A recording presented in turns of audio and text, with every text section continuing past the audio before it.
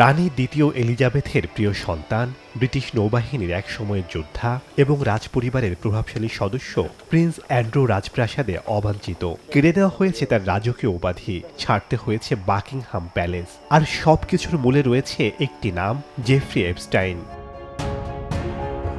যুক্তরাষ্ট্রের ভয়ঙ্কর এই যৌন অপরাধীর সাথেই ছিল প্রিন্স অ্যান্ড্রুর দীর্ঘদিনের বন্ধুত্ব।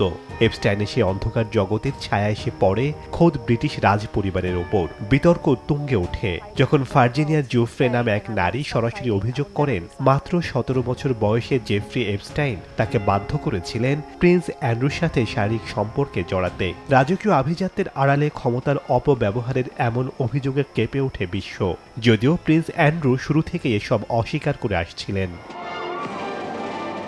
২০১৯ সালে নিজের ইমেজ পুনরুদ্ধারে বিবিসির সাথে এক সাক্ষাৎকারে বসেন অ্যান্ড্রু, কিন্তু হিতে বিপরীত হয়। তার অসংলগ্ন কথাবার্তা আর সহানুভূতির অভাব সাধারণ মানুষকে ক্ষুব্ধ করে তোলে। ফলে ২০২২ সালে তার মা রানী দ্বিতীয় এলিজাবেথ বাধ্য হন নিজের ছেলের সমস্ত সামরিক সম্মাননা এবং হিজ রয়্যাল হাইনেস উপাধি কেড়ে নিতে।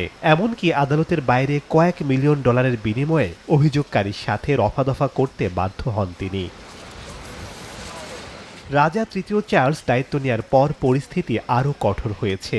বাকিংহাম প্যালেসে তার কোনো জায়গা নেই, এমনকি তার দীর্ঘদিনের বাসভবন রয়্যাল লজ ছেড়ে সাধারণ এক ফার্ম হাউসে যাওয়ার জন্য প্রহর গুনছেন তিনি। এ অবস্থায় রাজকীয় আভিজাত্য নয়, কলঙ্কই এখন প্রিন্স অ্যান্ড্রুর পরিচয়।